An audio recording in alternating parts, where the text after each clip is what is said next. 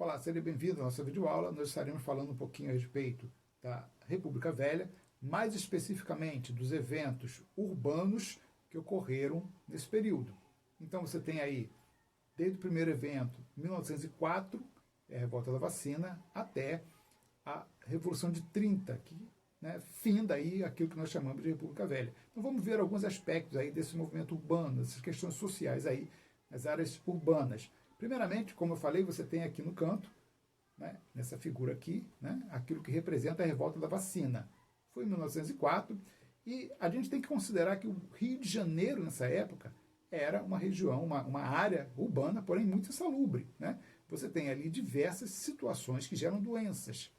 Você vai ter aí surtos de dengue, já tinha dengue naquela época, você vai ter varíola, febre amarela, e outras doenças aí que assolavam a população pobre que vivia no Rio de Janeiro.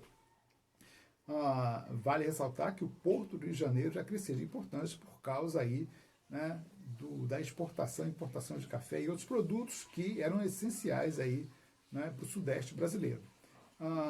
E aí o governo tentou aí resolver alguns problemas, se associou, chamou aí para trabalhar com ele o médico Oswaldo Cruz, cientista médico, e ele desenvolveu aí, estava testando, estava implementando a vacina de varíola.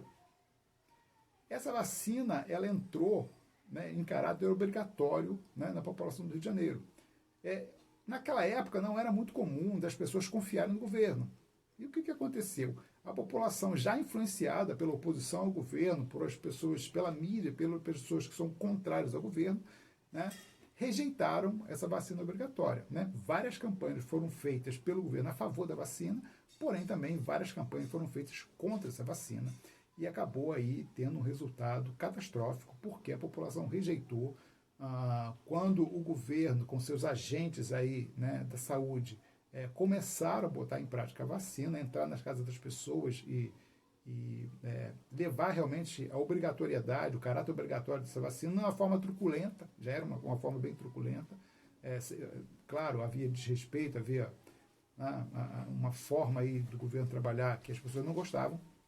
Isso gerou uma revolta, no final aí de 1904, novembro, dezembro, por ali, a coisa ficou feia no centro urbano.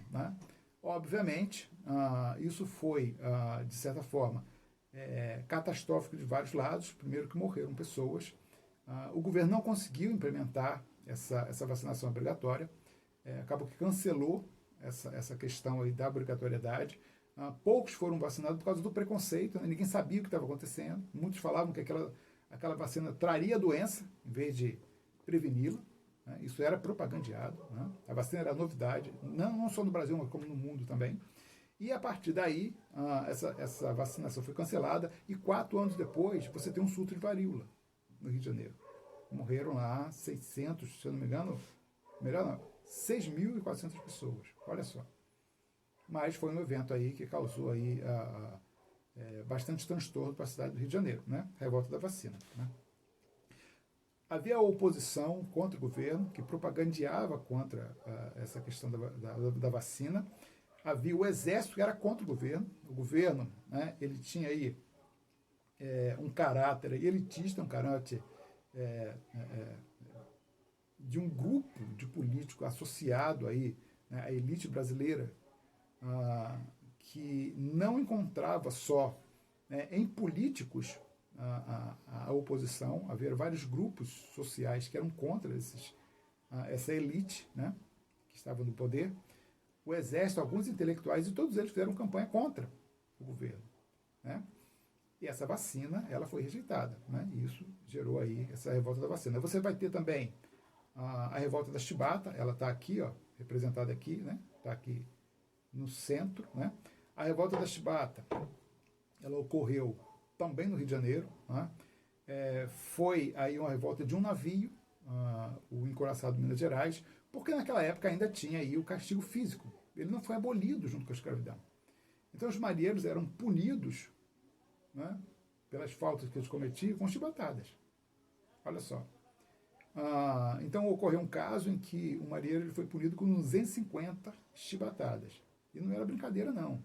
Era um negócio para valer. Ele quase morreu, então os marinheiros desse navio se revoltaram. Havia um líder dessa revolta, era o João Cândido, eles reivindicaram ali o fim desse castigo físico e outros direitos também, né? Fizeram um pacote ali reivindicando o governo. Né? O governo negociou com eles, né? Entre aspas, cedeu, né?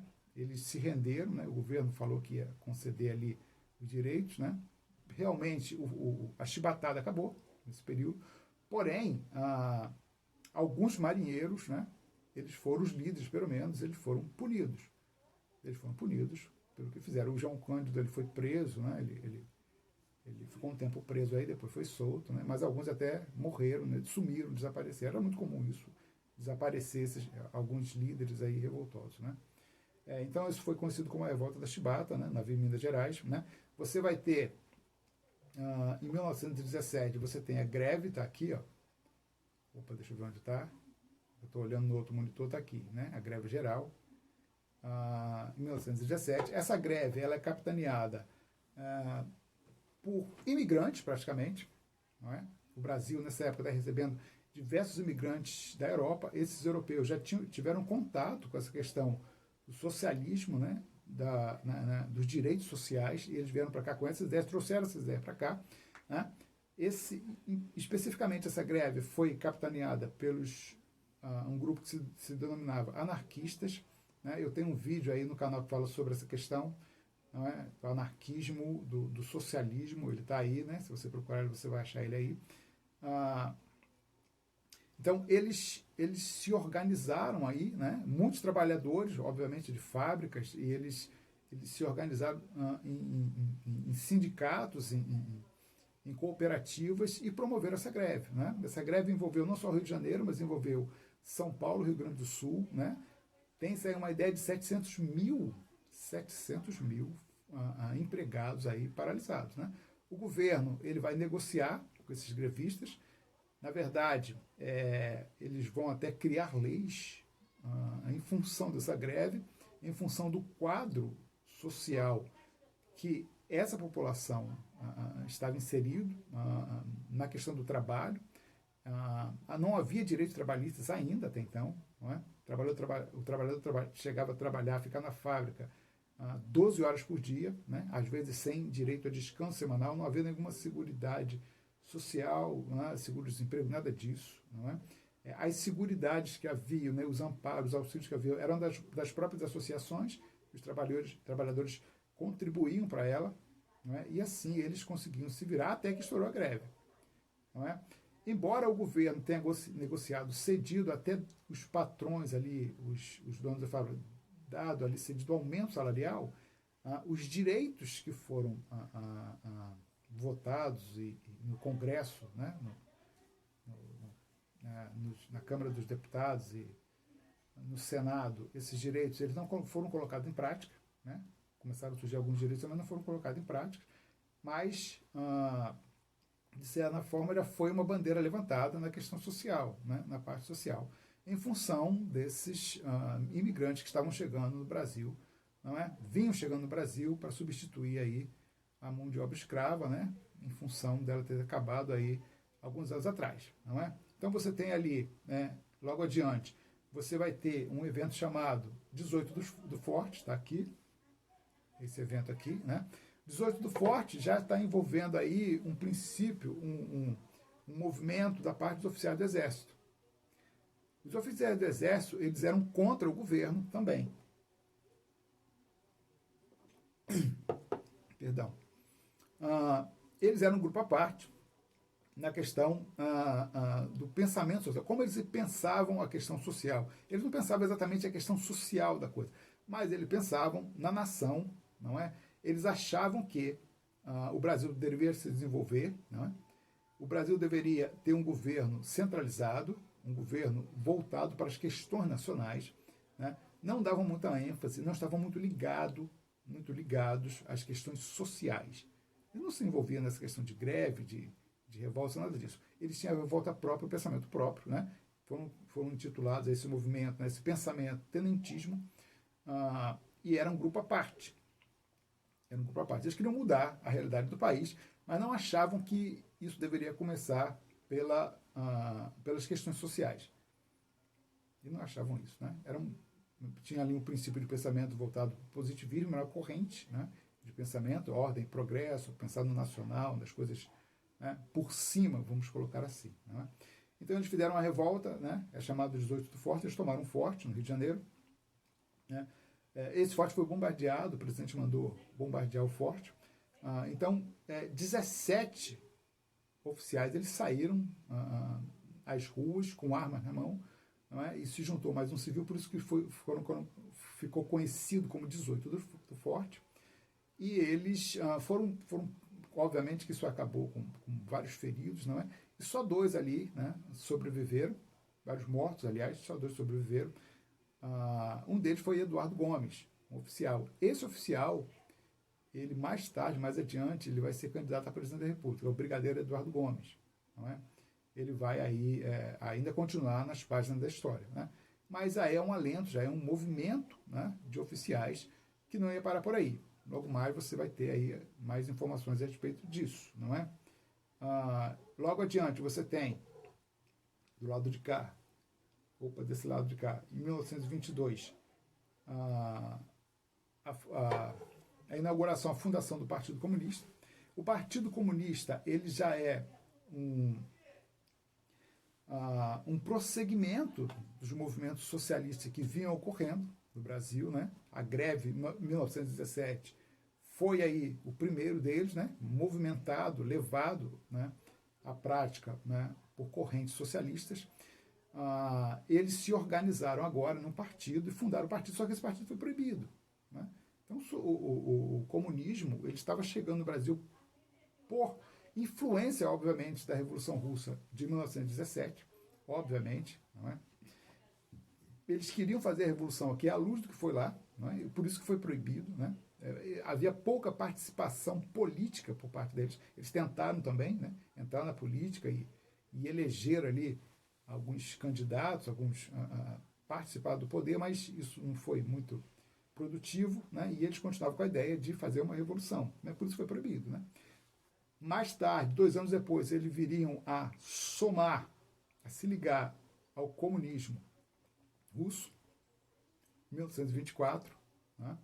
A gente chama de Terceira Internacional, terceira reunião, congresso comunista, né, internacional, olha só, do mundo inteiro, envolve o mundo inteiro. Tem um vídeo aí no canal falando sobre isso, quando eu falo da Revolução Russa, que vai de 1917 a 1922, né, eles fizeram essa revolução, e eles convocaram aí, se ligaram a 35 países, né, nos respectivos partidos comunistas. O Brasil foi um deles, né? O Brasil já tinha um partido comunista, então se associou aí o terceiro Congresso Internacional Comunista, que aconteceu lá na Rússia, na União Soviética. Bom, né, já chegando aqui para o final da nossa conversa, você tem aqui, né, no meio a coluna Prestes. Então, em 1924, você tem aí uma revolta em um quartel em São Paulo. Eles chegam a tomar o governo em São Paulo, né? Eles depõem lá o governador de São Paulo e tomam. Só que o governo federal reage, eles acabam fugindo dali, né? Eles vão para Foz do Iguaçu e aí começa, né, nessa fuga deles para Foz do Iguaçu, começa uma caminhada.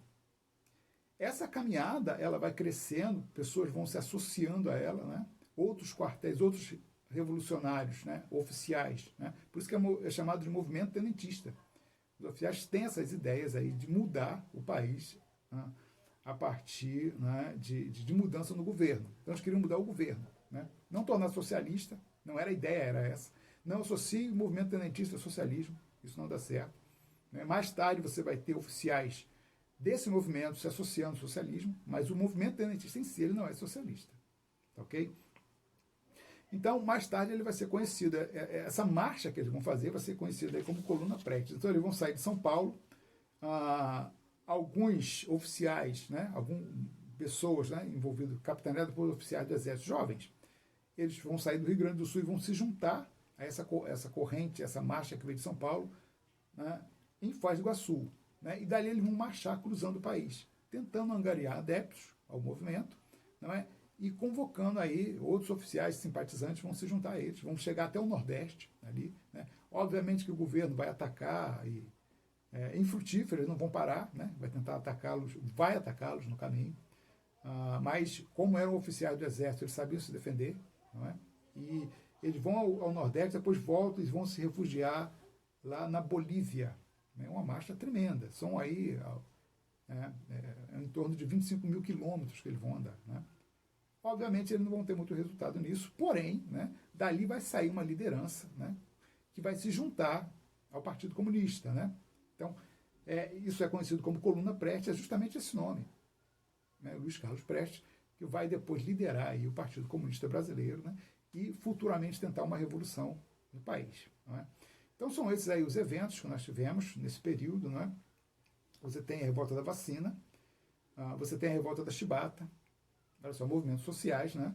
Você tem aí o 18 do Forte, ou seja, uma intelectualidade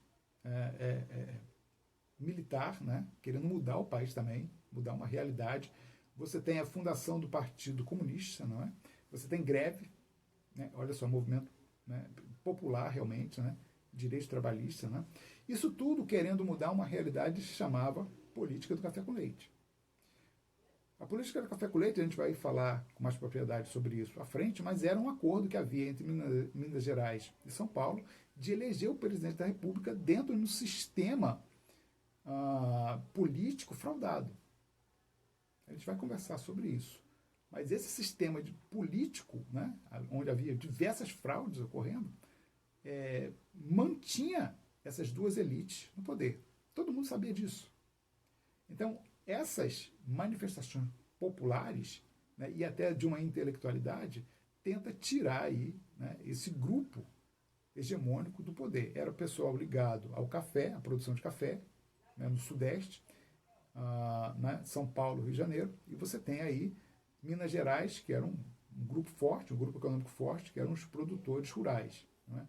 Eles tinham aí essa hegemonia do poder. Né? Quando chega lá em 1930, você tem aí, em 1929, você tem a quebra da Bolsa. Né? Tem um vídeo também falando sobre essa crise de 29, né, no canal. E isso vai influenciar aqui no Brasil. Né? As exportações de café vão cair praticamente, vão acabar, né, vão diminuir muito. Né? E isso vai enfraquecer esse grupo que está no poder. Né? Uma nova aliança, né, de política, uma nova aliança política que envolve aí Rio Grande do Sul, Minas Gerais, que é o partido, que é o lado ferido do café com leite, da quebra do acordo, vai haver uma quebra de acordo, obviamente. Eles vão se juntar e vão tirar o presidente. Né, e vão colocar Getúlio Vargas no poder. Então tá aí, vou até mudar aqui. Né, e seria o fim dessa questão do café com leite. Mas isso nós vamos falar com mais propriedade no próximo vídeo. Eu te aguardo lá. Um abraço.